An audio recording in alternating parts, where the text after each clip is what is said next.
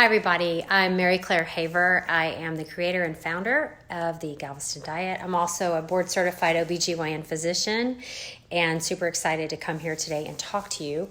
Today I got asked at a meeting, what is the Galveston Diet? Why did you create it? What is it all about? And I have a slightly different answer, I think, every time I answer it, because since I've created the program, I have learned so much. I got certified in culinary medicine. That tweaked the program. I get so much feedback from all the students in the program I'm constantly evolving and changing. But I'll tell you, when I was practicing medicine full-time in clinic, in my 30s, I saw lots of patients who were starting to go through midlife changes. And so many of them would come to me and say, all right, Mary Claire, I don't get it. I don't know what's happening.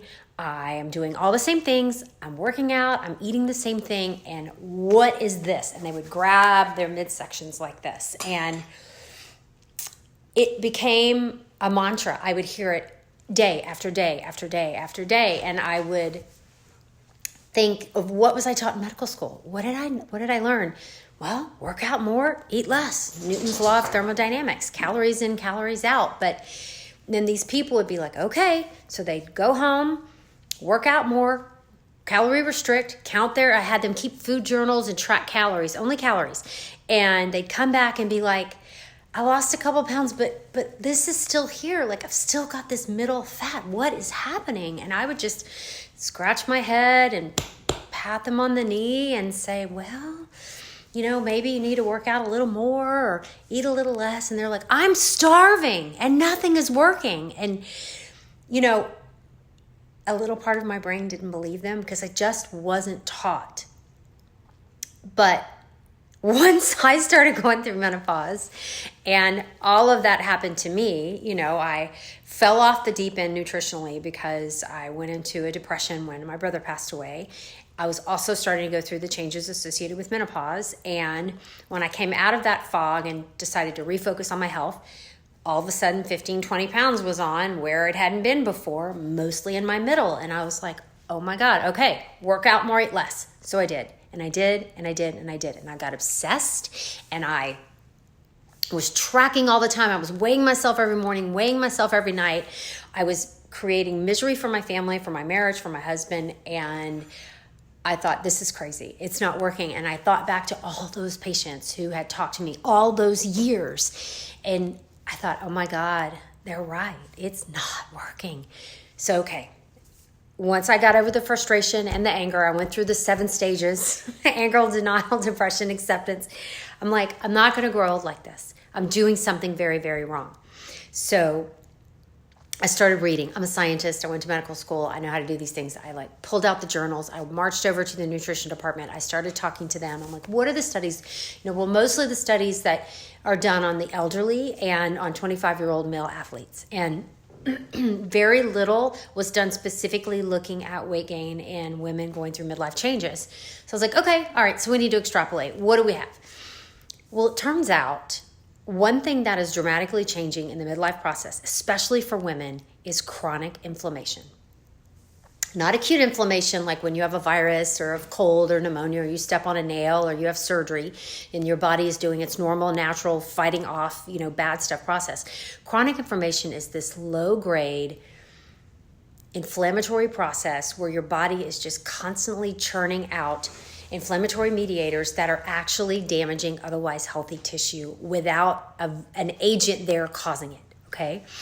Chronic inflammation is linked to 7 out of 10 of the leading causes of death. So when we go through the midlife changes, especially women, we develop this perfect storm of inflammation. So what happens?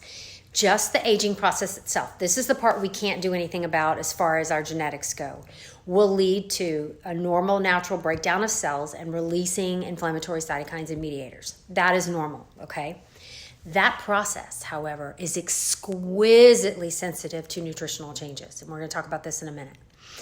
So that's one thing in the perfect storm. The second thing for women, when we go through the hormone changes, that process alone adds chronic inflammation. When you go and have your inflammatory, your blood levels checked for inflammatory markers, tumor necrosis factor, IL-6, there's tons.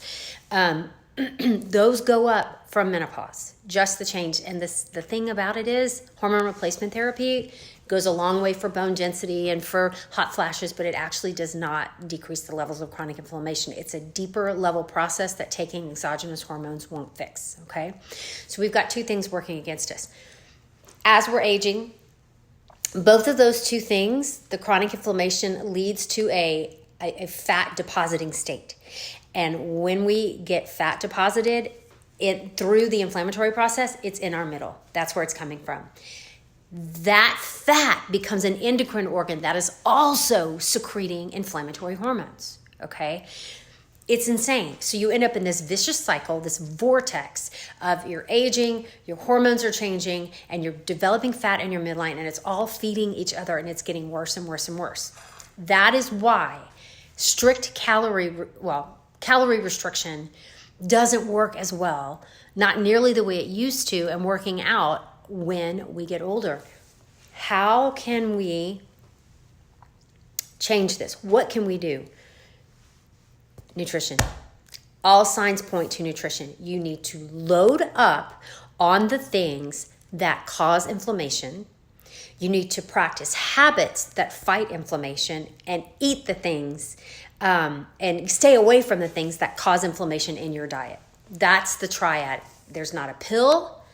There's not a surgery. This is very non-medical from the way I was taught in medical school. Well, it turns out that nutrition is preventative medicine. Hello. I think Hippocrates is the one who said, let medicine be thy food and food be thy medicine. You guys, it's so simple. So when I developed Galveston Diet, it was with those tenets in mind. What can we do to lower inflammation levels, chronic inflammation levels? How do we do this? It is all through nutrition. Number one, we practice things that fight inflammation. And intermittent fasting, denying yourselves little bits throughout the day, fights inflammation on a cellular level, on a biochemical level. When you make your body burn through all the carbohydrates that you ate at the last meal and start burning fat, your inflammation levels will go down. Besides that, you will think clearer. When you're fasted, you do way better on testing. Alzheimer's patients improve. Dementia patients improve. It is unbelievable, the data that is coming out with this. I'm telling you, if you are not, and it's free, it's easy, it doesn't take anything to do it. Anybody can do it unless you are a diabetic, okay? And then you need to talk to your physician. But if you have not tried to practice intermittent fasting, it is a critical part of the Galveston Diet. Just that in its own will help lead to weight loss, will help reset things. You'll sleep better. You'll think clearer. You will be like sharp as a tack. I fast in the morning. That's when I get most of my work done. Okay.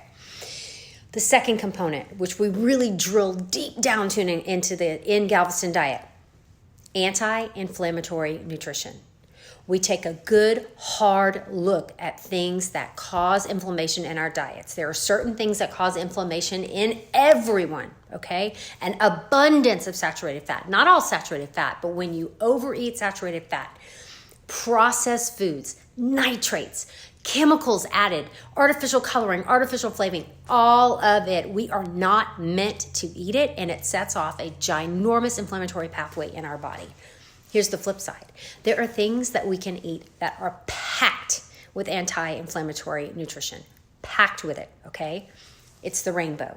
The fruits and vegetables, as colorful as possible, are packed with things like phytochemicals, anthocyanins, things that, under the microscope, zap inflammation left and right. There are powerful anti-inflammatory agents, and it's all just through your diet, okay? The other thing to remember is that your polyunsaturated fatty acids, your PUFAs, okay? The things that are found in vegetable oil and fatty fishes, these are unsaturated fats. There are inflammatory ones, which are the omega-6s, and there are anti-inflammatory ones, which are the omega-3s. In a standard Western diet, in the standard American diet, the typical American diet, the person who's eating fast food 3 times a week, rarely cooking, going out to eat all the time, grabbing convenience foods, eating out of bags and boxes, is eating 20 times the amount of omega-6 that they should. Why? Because the baked goods that you are eating, the cookies, the candies, the cookies, the crackers, the breads that are baked are all baked with oils that are rich in omega-6, which are highly, highly, highly inflammatory. You have got to balance that with omega-3. The ratio of omega-6 to omega-3 should be 1-to-1. That is what we are meant to eat, okay? In the US, it's 20-to-1. We're eating 20 times more omega-6 fatty acids than we should. Omega-3s are found in tuna, salmon, and mackerel, the fatty fishes, okay? If you don't like fish, that's okay. You can get them from other sources. You can supplement. There are lots of nuts and other oil and things that are high in natural fats that have the omega-6s in them. You can also find supplements that are not fishy. Actually, Galveston Diet is coming out with one very, very soon, hopefully in the next couple of weeks. So you have got to make sure you're eating at least one great source of omega-3 every single day, okay? And you can go throughout, just type in omega-3 here in the search column in this group, and I have lots and lots and lots and lots and lots of posts about it. I'm so passionate about it, okay? And so first component of Galveston Diet, intermittent fasting. Second component of Galveston Diet, anti-inflammatory nutrition. Get rid of the crap that causes inflammation. Power up on the things that fight inflammation. And the third component, decreasing our addiction to sugar. Simple sugars, so added sugars in products and processed carbohydrates are some of the most inflammatory things found in our diets. They cause a multitude of problems in our body because we are stripping the grains of the good stuff. We're stripping the bran and we're stripping the wheat germ, the vitamins, the fiber, and the nutrients out, and we're left with the sugar. That is the main component in all the flour, in the baked goods, in most of the breads, the cookies, the crackers, all of it, okay? Then they take that sugar stuff, mix it with more sugar, add a whole bunch of salt, and add artificial color and artificial flavor, like in a kid's cereal, okay? I don't want to name names, so I won't get in trouble with other brands, tricks. It's poison. It is poison. Not only is it just sugar, it is doused, it's optimized. There's a process in food processing called optimization where chemists and psychologists add chemicals to things to make it smell better, look better, and be more sweet on our tongue so that we become addicted. It is disgusting to think about. Somehow the industry has allowed this to happen, okay? It's killing us as Americans, and we have got to stop. So 3 components of the Galveston Diet. It's not rocket science, guys. Decreasing all of it, decreasing inflammation. We're getting out of that negative cycle. We're pulling things out of there so we stop this crazy spinning. I can't stop aging, okay, but I can slow it down.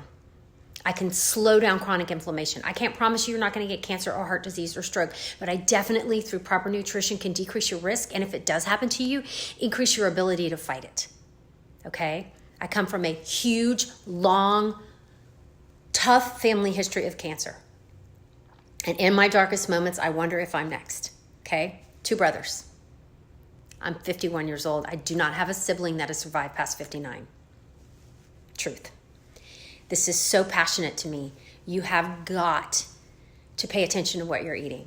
The Galveston Diet is here for you. We give you meal plans. We give you a community. We try, I'm constantly preaching this stuff. I would love for you to participate in the program. It's a great time of the year to jump in because you're not doing cold turkey. You're not doing everything at once. You ease into it. The first thing we conquer is intermittent fasting. We go through it baby step by step by step until you get that mastered.